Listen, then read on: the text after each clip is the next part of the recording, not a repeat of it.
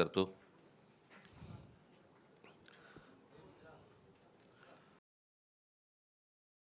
माझे मित्र संजय राऊत यांनी आता वारंवार उल्लेख केला 20 वर्षानंतर राज ठाकरे आले. 20 वर्षानंतर मला खरं तर 20 वर्षानंतर सुटून आल्यासारखं वाटतंय. 20 वर्ष जेलमध्ये होते, आज पहिल्यांदा सुटून आलेले आहेत. आपण त्यांचं स्वागत करूया. आज मी खूप वर्षानंतर मी शिवसेना भवनमध्ये आलो. मला नवीन शिवसेना भवन मी पहिल्यांदाच बघतोय आणि माझ्या मनामध्ये कायमच्या कोरल्या गेलेल्या ज्या काही आठवणी आहेत त्या सगळ्या जुन्या शिवसेना भवनमधल्या आहेत. त्याच्यामुळे आता कुठे काय होतं हेच आता मला आता समजत नाही आहे किंवा कळत नाही आहे. पण जुन्या शिवसेना भवनमधल्या आठवणी या खूप काय म्हणू त्याला, रोमांचकारी आणि आनंददायी आणि अशा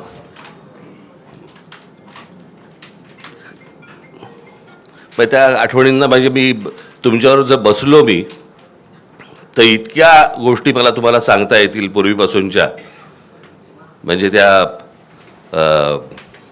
77 साली मला असं वाटतं शिवसेना भवन झालं आणि 77 सालीच त्यावेळेला ती जनता पक्षाचं सरकार आलं होतं आणि मग इथून तिकडे ती सभा ह्यांची आटपल्यानंतर इथे शिवसेना भवनवरती दगडफेक झाली होती.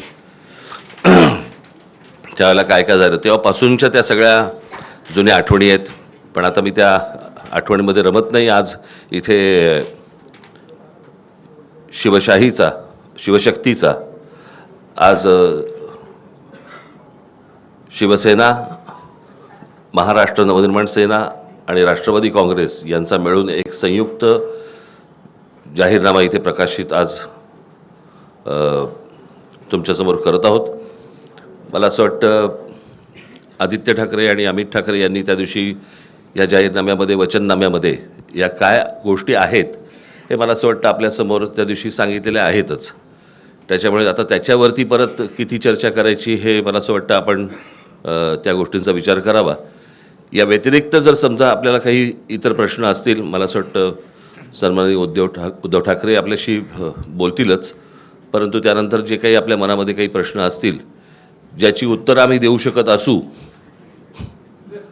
तर आम्ही जरूर देऊ. तर आम्ही जरूर देऊ. धन्यवाद.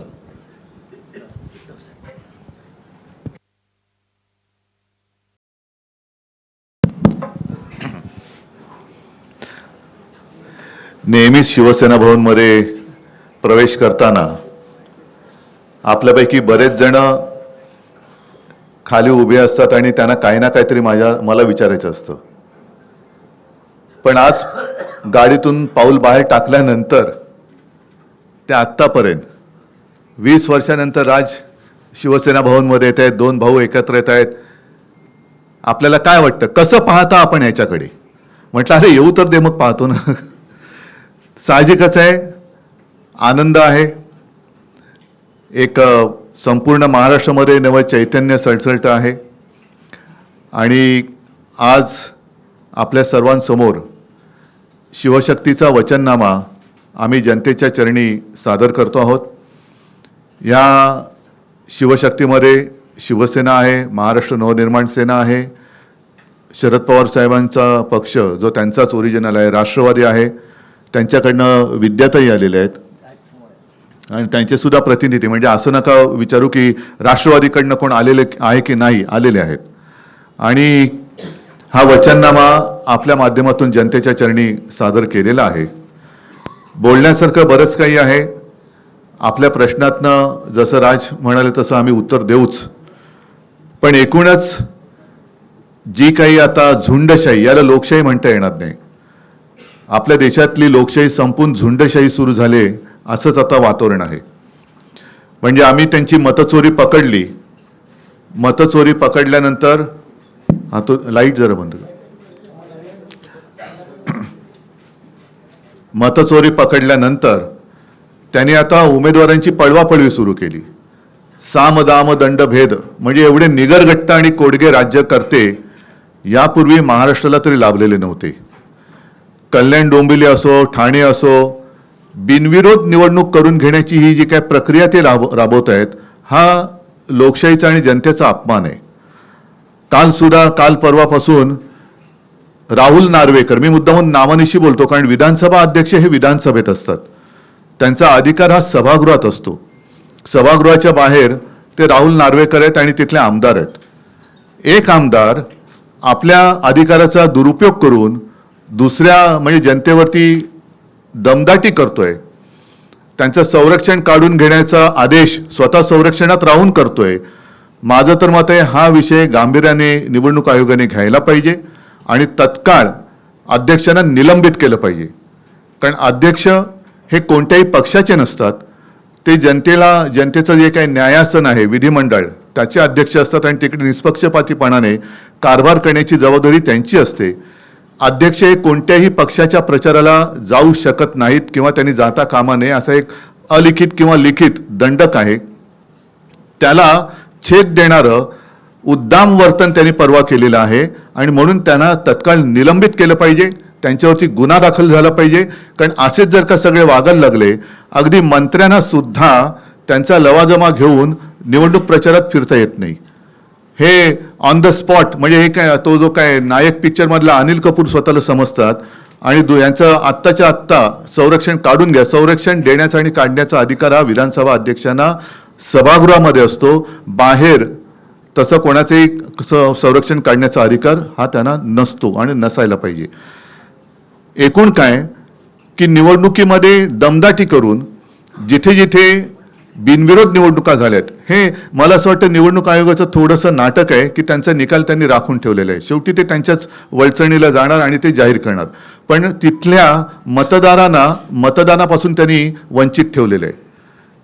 जे मतदार ज्यांना आपण जेनझी म्हणतो, पहिल्या प्रथम मतदान करणार आहेत किंवा होते, त्यांचा मतदानाचा अधिकार तुम्ही नाकारलेला आहात आणि तिथल्या वॉर्डाची प्रक्रिया ही रद्द करून पुनर्प्रक्रिया करून जसं आता मध्ये नगर परिषदांचं झालं ना, निवडणुका परत घेतल्या, तसं परत तिथल्या वॉर्डाच्या निवडणुका निकाल नुसते थांबवून ठेवू नका, तर तिथली निवडणूक प्रक्रिया रद्द ठरवून तिथे पुनर्निवडणुका घेतल्या गेल्या पाहिजेत. तर तुम्ही लोकशाहीचे रक्षक आहात, नाहीतर तुम्ही म्हणजे निवडणूक आयुक्तांना म्हणतोय की तुम्ही सत्ताधाऱ्यांचे गुलाम आहात. हा जनतेमध्ये एक समज तुमच्याबद्दल होईल, तो होऊ देऊ नका. बाकी प्रश्न आहेत, त्या प्रश्नाबद्दल तुम्ही प्रश्न विचारा, आम्ही उत्तर देऊ. बोलण्यासारखं खूप आहे, जसं जमेल तुमच्या प्रश्नाच्या निमित्ताने आम्ही बोलत जाऊ, पण ह्या गोष्टी मात्र ठळकपणाने अधोरेखित करण्यासारख्या आहेत.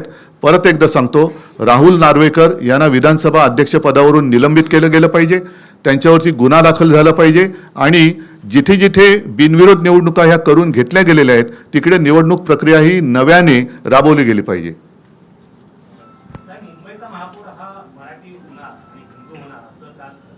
मला असं वाटतं की त्यांनी हा जो काही विचार सुरू केला, काल एक त्यांचा कुठला रे वरळीला डोम, तिथे सगळे डोमकावडे जमले होते आणि तिथे मी डोमकावडे एवढ्यासाठी म्हणालो, जे मराठी होणार हिंदू होणार म्हणतायत ते शिवसेनेतलेच बरेचसे गद्दार तिकडे गेले होते.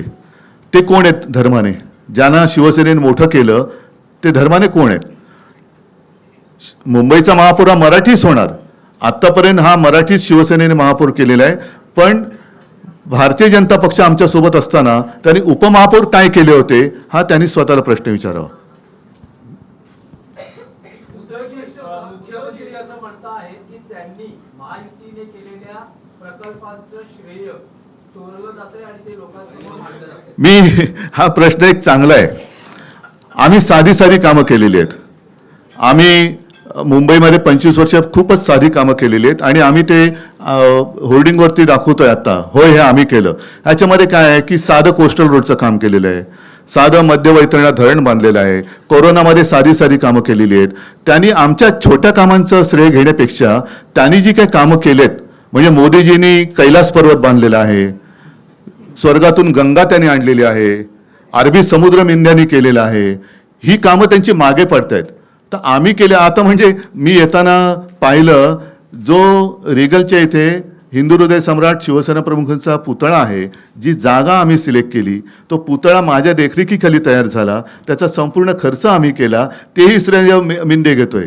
तर आमची छोटी कामं आहेत, पण केवढी मोठी कामं तुम्ही केलेत. कैलास पर्वत मोदीजींनी बांधले, का नाही तुम्ही सांगत?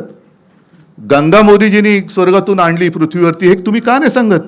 अरबी समुद्र देवेंद्र फडणवीस आणि मिंद्यांनी केलं. ज्या अरबी समुद्रात शिवस्मारकाचं जलपूजन मोदीजींनी केलं होतं, ते पाण्यातलं शिवस्मारक काढणार कधी बाहेर? समुद्र मंथन हे सुद्धा त्यांनीच केलं होतं. त्याच्यामुळे समुद्र मंथन करून ते शिवस्मारक त्यांनी बाहेर आणावं, जसं अमृत आणलं तसं. आमची छोट्या कामाची काय तुम्ही श्रेय घेताय? ज्या वेळेला मुंबईमध्ये देवेंद्र फडणवीस किंवा एकनाथ शिंदे मिंध्यांना कोणी ओळखत नव्हतं, तेव्हापासून कोस्टल रोडची प्लॅनिंग, त्याच्या आधी मिडल वैतरणा धरण, त्याच्यानंतर आम्ही हॉस्पिटल्स बांधलेली आहेत, अनेक सुविधा केलेल्या आहेत. ही छोटी छोटी कामं आहेत, त्यांनी केलेली मोठी कामं आहेत. परत एकदा सांगतो, मोदीजी कैलास पर्वत बांधलेला आहे, स्वर्गातून गंगा मोदीजीने आणली, अरबी समुद्र या मिंद्याने आणि गद्दारीने केलेला आहे निर्माण, तर ते श्रेय त्यांनी घ्यायला पाहिजे. सगळे विरोधक ईव्हीएम बद्दल शंका घेत होतात, पण आता बिनविरोधचा जो काही धडाका लावलेला आहे त्या संदर्भात सगळे विरोधक तुम्ही एकत्र येणार आहात का, किंवा काय कोर्टात जाऊन त्या संदर्भात कोर्टात जाऊन काय होणार आहे? विश्वास ठेवायचा तरी कोणावर? ही प्रक्रिया, म्हणून म्हणतो की निवडणूक आयोगामध्ये दम असेल तर त्यांनी नुसता निर्णय राखून नाही ठेवायचा तो. आणि महत्त्वाचा मुद्दा म्हणजे अर्ज भरताना ते जे सगळे आरोह होते, त्या आरोहचा टेलिफोनचा रेकॉर्ड काढा. कोणी कोणी त्यांना फोन केले होते ते काढा, का तोही रेकॉर्ड आता व्हिडिओच्या CCTV कॅमेऱ्याच्या फुटेजप्रमाणे नष्ट केलं आहे, तेही लोकांना कळू द्या.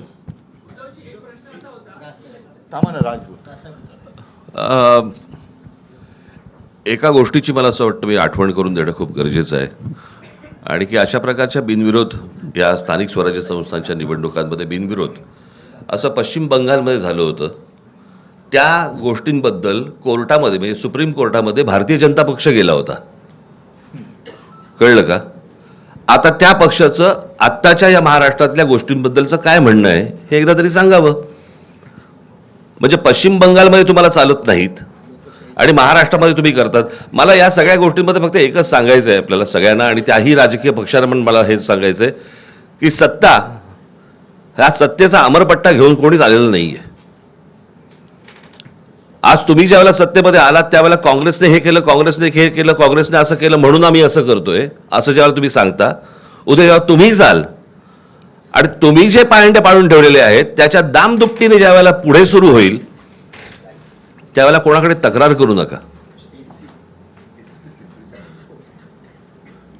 याचं कारण आत्ता आपण जे काय करतो आहोत, तर जर समजा त्यांना वाटत असेल की आम्ही सत्तेतनं कधीच बाजूला होणार नाही आहोत, तर आम्हाला असं वाटतं हा भ्रम त्यांचा दूर झाला पाहिजे.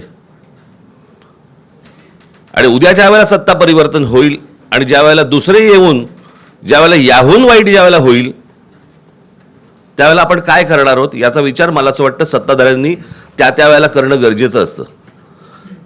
आपण करत असलेली एखादी कृती आपण चुकीचे पायंडे पाडत नाही आहोत ना, याचं भान मला असं वाटतं राज्यकर्त्यांकडनं सुटलं की मग पुढे काय होतं हे आज आपण पाहतो आहोत. मला असं वाटतं जे राज्यामध्ये लोक आहेत त्यांनी या गोष्टींचा नीट विचार करणं आवश्यक आहे. आपण काय पसरवतोय, आपण काय टाकतोय या राज्यांमध्ये. मी गेले 10 वर्ष, अनेक वर्ष मी तुम्हाला सांगतोय की या महाराष्ट्राचं हे UP बिहार करतायत.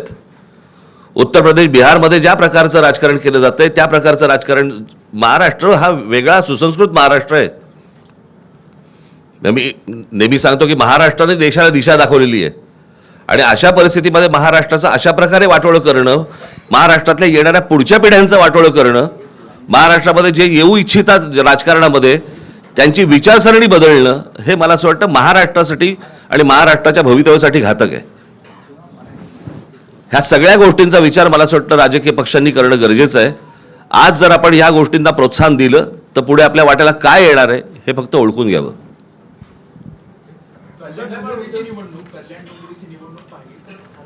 नाही, एकच सेकंद जरा मध्ये मी थोडंसं काल मुख्यमंत्री बोलले, कारण मुंबई महापालिका ही एकमेव महापालिका होती असं आता म्हणावं लागतं की जिच्या मुदत ठेवी 92,000 कोटीपर्यंत आम्ही नेऊन दाखवल्या होत्या. त्याच्यापैकी साधारणतः 40 ते 45,000 कोटी ह्या ज्या कामगारांचे प्रॉव्हिडंट फंड, ग्रॅच्युइटी वगैरे असतात त्याच्यासाठी असतात.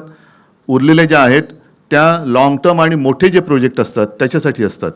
आणि त्याच पैशातून मुंबईसाठी कोस्टल रोड हा आपण बांधून करून दाखवलेला आहे, टोलमुक्त. यांचे गल्लीबोळं केली तरी यांचे हे टोल लावतात. नितीन गडकरींचा मुंबई गोवा रस्ता अजून होतोय, 200 वर्ष त्याला खड्डे पडणार नाही, पण 200 वर्षात तो होणार की नाही अजून माहिती नाही आहे. पण त्यांनी जे काल उद्गार काढले मुख्यमंत्र्यांनी हे खरं अशोभनीय आहेत. ठेवी या काही चाटायला नसतात. मला त्यांना सांगायचं तुमचं अगदी 100% बरोबर आहे. ठेवी या चाटायला नसतात, पण त्याचप्रमाणे त्या कॉन्ट्रॅक्टरचे बूट चाटून त्यांना वाटायला नसतात. त्यांनी पूर्णपणे संपूर्ण विल्हेवाट लावण्याचं ठरवलेलं आहे.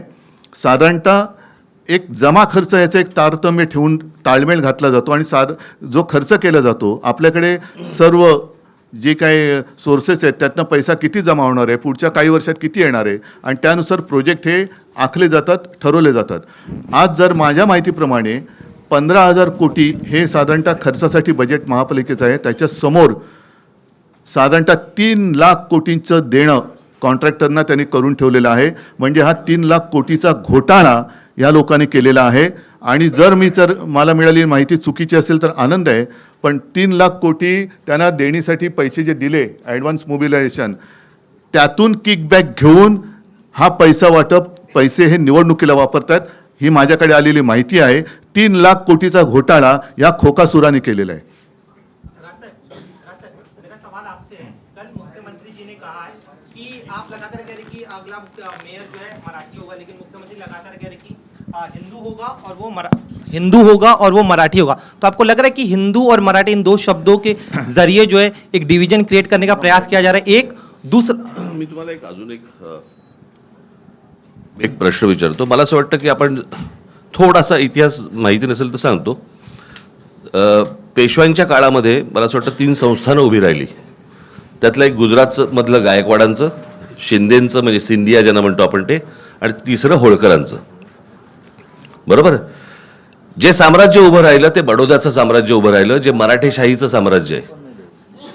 बरोबर. मग त्या बडोद्यामध्ये सगळे मेयर गुजराती का होता तो?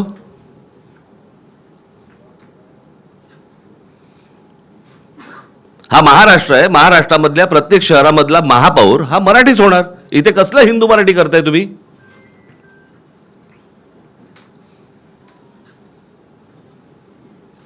आणि मी त्या दिवशी म्हटलं नाही का तुम्हाला की आम्ही हिंदू आहोत, हिंदी नाही आहोत. तुम्हाला महाराष्ट्रातल्या या शहरांमध्ये मराठीचा मान हा तुम्हाला राखलाच पाहिजे.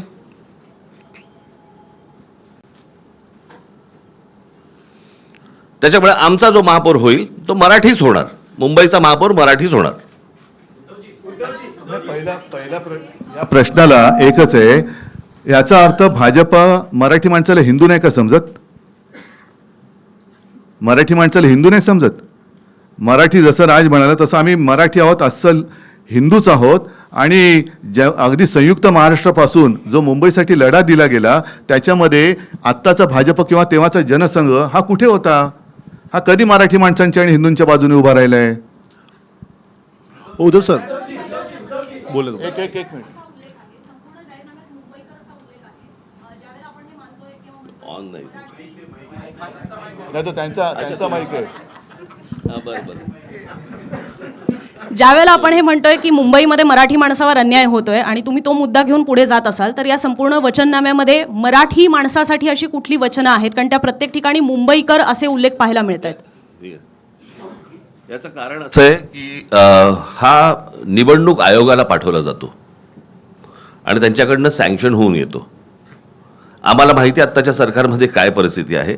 आम्हाला मुंबईकर म्हणजे मराठी माणूसच सांगायचं आहे, परंतु त्यांना जर समजा मराठी माणूस याच्यावरती जर रिजेक्ट झाला असता म्हणून आम्ही मुंबईकर टाकले.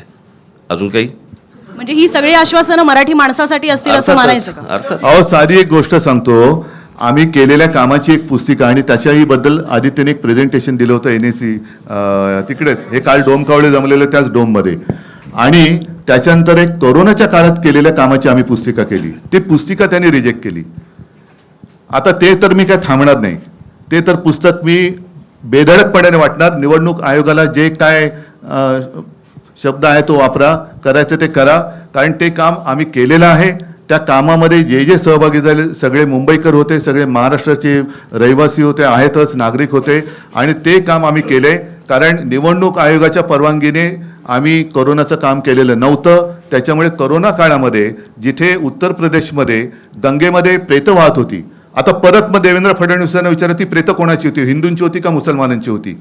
आणि त्या काळात आम्ही मुंबई मॉडेल हे जगभरामध्ये गाजलं. अगदी त्या WHO अध्यक्षांनी सुद्धा त्याचं तारीफ केलेली सुप्रीम कोर्टाने केली, न्यूयॉर्क टाइम्समध्ये आलं. हे काम आम्ही जे म्हणजे हे काय अभिमान नाही, पण एक समाधान आहे की त्यावेळेला आपण हे काम करू शकलो.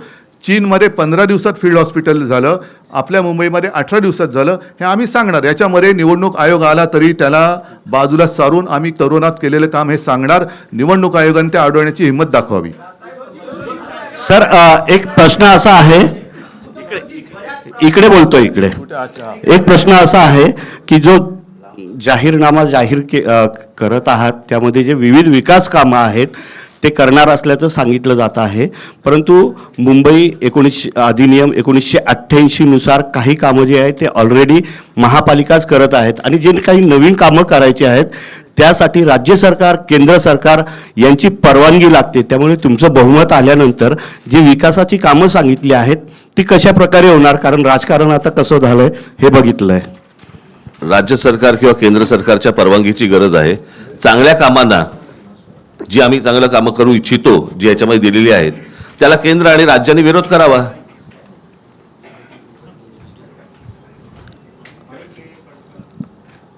समजलं का की इकडे तिकडे बघत होतस तू? प्रश्न विचारता आणि इकडे तिकडे बघत बसता रे, स्वतःही ऐकत नाही. उद्धवजी एक प्रश्न आहे. थांब रे जरा, थांब. कुठे चाललोय का? अरे एक मिनिट, त्याला तुला मी काय बोललो हे समजलं का? हां हां. परंतु या आता जे राजकारण होत आहे, तुम्ही सत्ताधाऱ्यांना नेहमी कोस्टल रोडचं डिझाईन तुम्हाला परमिशन देणार नाही. परत ऐक ना, माझं तेच म्हणणं आहे, चांगल्या कामांना राज्य आणि केंद्र सरकारने नाकारत होते पहिलं. हे तुमच्यासमोरच येईल ना की आम्ही ह्या योजना करायचं म्हणतोय, याच्यासाठी राज्याची किंवा केंद्राची परवानगी पाहिजे आणि हे नाही देत आहेत. कळलं? बघू. उद्धवजी थांब ना जरा थांबा ना रे. केंद्र आहे ते याच्याच प्रश्नाच्या संदर्भात, कारण ते पुन्हा आणायचं म्हटल्यानंतर राज्य सरकार असो केंद्र सरकार असो ते येऊ देईल का? त्यांना आडउत्तर दे. तेच तर राज म्हणाले ना, त्यांना आडउत्तर द्या. म्हणजे त्यांचं जे काही ढोंग आहे ना ते बाहेर पडेल. जसं एक मुद्दा किंवा दोन गोष्टी आहेत ज्याच्याबद्दल मी मुख्यमंत्री असताना गो अहेड दिला होता, ते म्हणजे मराठी रंगभूमीचं दालन ते यांनी रद्द केलं बिर्ला तिकडे चौपाटीला, आणि ते हे बिल्डरच्या घशात घातलं. वरळी दुग्ध डेअरी आहे, तिथल्या सगळ्या कामगारांचं नीट तिथेच पुनर्वसन करून तिथे आपण जागतिक दर्जाचं पर्यटन केंद्र करणार होतो, ते आता यांनी रद्द करून ते बिल्डरच्या घशात घालतायत. देवनार डम्पिंग ग्राउंड हे बिल्डरच्या घशात घालतायत. कुर्ला मदर डेअरी अदानीच्या घशात घातलेली आहे. मुलुंडचा सगळे ती कांजूरचे मिठागरे आहेत ती अदानीच्या घशात घातलेली आहेत. म्हणजे यांचा महापूर होणार नाही, पण झाला तर मुंबईचं अदानीस्थान होईल, हे माझं स्पष्ट आणि ठाम मत आहे. उद्धव साहेब 2017 तुझा मराठी भाषा भवन सुद्धा अडवून ठेवले. एक मिनिट, तुझं विचारून झालं ना मगाशी, जरा बाकीच्यांना पण विचारू देत ना. नाही, एक नाही, थांब. उद्धवजी सरकार लाडक्या बहिणीसाठी 1,500 रुपये देत आहे, मात्र आपल्या वचननाम्यामध्ये सुद्धा घरकाम करणाऱ्या महिलांसाठी तुमचा विरोध आहे का? नाही, 1,500 रुपये असं तुम्ही म्हणत आहात, मात्र महिलांसाठी आता हे जो निधी दिला जात आहे त्याऐवजी त्यांना घरकाम द्या किंवा त्यांना जे असेल काम द्या असं सुद्धा ते म्हणत आहे. त्यामुळे निधी देण्याऐवजी काम देणे हे गरजेचं आहे. दोन्ही करणार. आणि म्हणूनच आर्थिक केंद्र जे आहे त्याची गरज, कारण मुंबईमध्ये आर्थिक केंद्र जे केलं होतं ते मनमोहन सिंगांनी जाहीर केलं होतं, बरोबर आहे. म्हणजे त्यांचं प्रेम हे मुंबईवरती होतं, पण हे आल्यानंतर ते आर्थिक केंद्र उचलून त्याने अहमदाबादला नेलं. म्हणून मुंबईकरांसाठी रोजीरोटीसाठी काही उत्पन्नाची साधनं निर्माण करायची, त्याच्यासाठी आर्थिक केंद्र हे पुन्हा परत आणण्यापेक्षा आम्ही नव्याने करू. 2017च्या वचननाम्यामध्ये आपल्या उद्धव साहेब मुंबईकरांना 24 तास पाणी देण्याचं एक आपण वचन केलं होतं. त्यासाठी गारगाई पिंजाळ धरणाचा सांगतो. देखील ते उल्लेख केला आता होता. मी परंतु काढलेलं आत्ताच्या त्याच्यात याच्यामध्ये ठेवलेलं नाही. हां. सांगतो, हा चांगला प्रश्न विचारला. 2017च्या वचननाम्यामध्ये गारगाई पिंजाळ ही 2 धरणं आम्ही करू हे वचन होतं. योगायोगाने म्हणा काही असेल, अनपेक्षितपणे 2019 साली मी मुख्यमंत्री झालो आणि त्याला चालना देण्यासाठी जेव्हा मी प्रेझेंटेशन घेतलं तेव्हा लक्षात आलं की तिथे गारगाई आणि पिंजाळ ही जर का आपल्याला तलाव किंवा धरणं करायची असतील तर किमान 5.5 ते 6 लाख झाडांची कत्तल करावी लागेल. कत्तल हा शब्द मी मुद्दामून वापरतोय कारण झाडांना सुद्धा जीव असतो, तर त्यांची कत्तल करावी लागेल. आणि ते बघितल्यानंतर मी थांबलो. त्याच सुमारास आणखीन एक प्रोजेक्ट समोर आला, तो म्हणजे डिसॅलिनेशन ऑफ वॉटर, म्हणजे समुद्राचं पाणी हे पिण्यायोग्य करणं आणि ते वापरणं. आता यातला फरक असा आहे की जिथे कॅचमेंट एरिया आहे तिथे आपण ही धरणं करणार होतो. कॅचमेंट एरिया का आहे तर तिकडे झाडं आहेत म्हणून. ती झाडं कापल्यानंतर पुन्हा पावसावरती आपण अवलंबून राहावं लागायचं ते लागणारच आहे. तो होणारा खर्च, तिथून इथे पाणी आणण्याचा खर्च, त्यापेक्षा समुद्राचं पाणी आपल्याला पावसावरती अवलंबून राहावं लागणार नाही.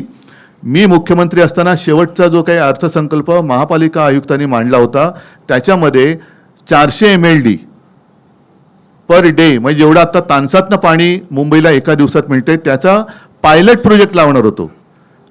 आणि तो आत्ता या डिसेंबरपर्यंत पूर्ण झाला असता. म्हणजे आत्तापर्यंत आपल्याला 400 MLD पाणी जे तानसातनं मिळते ते समुद्राचं पाणी प्यायला पिण्यायोग्य करून उपलब्ध झालं असतं. आणि ते यशस्वी झाल्यानंतर मग समुद्र आहे, जो समुद्र या मिंदेने आणि यांनी निर्माण केला आहे तो असाच ठेवलेला आहे, तर त्याचं पाणी आम्ही पिण्यासाठी करणार होतो. तो प्रोजेक्ट त्यांनी मारून टाकला आणि परत कॉन्ट्रॅक्टरसाठी गारगाई पिंजाळ म्हणजे पर्यावरणाचा ऱ्हास आरेमध्ये जे आम्ही करत होतो, आरेचं जंगल तसंच ठेवून कांजूर मार्गला मेट्रोची शेड करणार होतो. आता त्यांनी आरे पण वापरतायत, कांजूर पण वापरतायत. हा सगळा विध्वंस आहे. हा कॉन्ट्रॅक्टरसाठी चाललेला हा मोठा घोटाळा आहे. उद्धवजी इकडे एक प्रश्न आहे की या निवडणुकीमध्ये वारंवार असं म्हटलं जातं आहे की मराठी माणसाचं अस्तित्व टिकवण्याची ही लढाई आहे. जर इतक्या वर्षानंतर मराठी माणसाचं अस्तित्व हा जर मुद्दा असेल तर मग महाराष्ट्रात मराठी माणसाला अस्तित्व टिकवावं लागतंय, तर जे राजकीय पक्ष आहेत विशेषतः मराठी माणसाच्या न्याय हक्कासाठी आणि अस्मितेसाठी स्थापन झालेल्या पक्षांचं हे अपयश आहे असं तुम्हाला वाटत नाही का? हा प्रश्न जर का आता 10 वर्ष होऊन मोदींना हिंदू खतरे में है ही आवई देणाऱ्यांना विचारलं तर तुम्हाला त्याचं उत्तर मिळेल.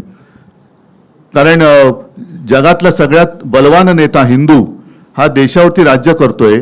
त्यांच्या राज्यामध्ये आजही बांगलादेशी घुसतायत, रोहिंगे घुसतायत आणि आपल्या महाराष्ट्रामध्ये हिंदू खतरे में है असं म्हणून मोर्चे काढावे लागत आहेत.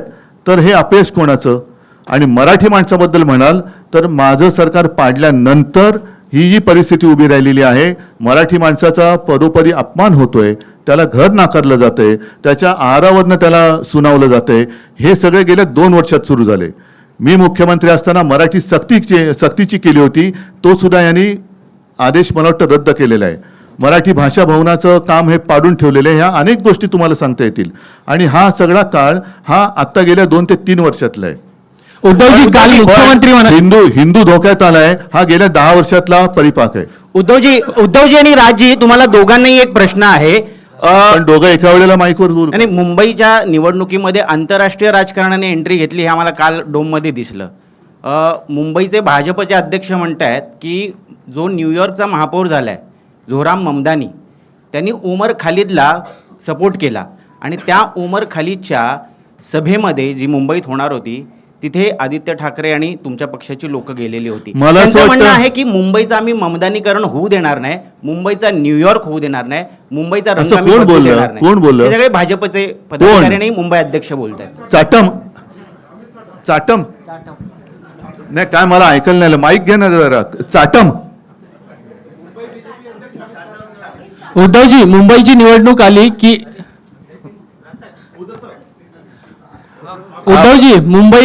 उद्धवजी मुंबईची निवडणूक आली की मुंबई तोडली जाणार अशी चर्चा सुरू होते. त्याबद्दल आपल्याला काय वाटतं असं मी आपल्याला विचारतो. याचं कारण म्हणजे काल मुख्यमंत्री म्हणाले की मी मुंबईत वरून डोळे फाडून बघितली, कुठेही मला सरकलेली दिसली नाही.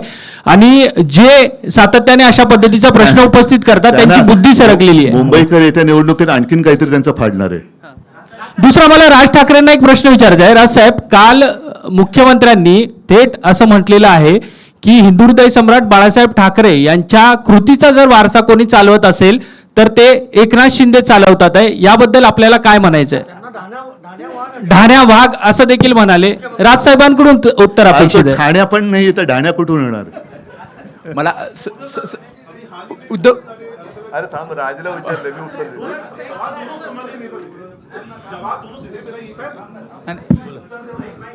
सर सवाल ये है कि कई सारे अभी हाल ही आम्ही उत्तर द्यायची नाही, तुम्ही प्रश्न विचारत राहा. तुझं झाला, तू विचार. विचार. काय झालं? हा बोल. धान्या वाघ जे म्हटलं मी हसलो नाही करत.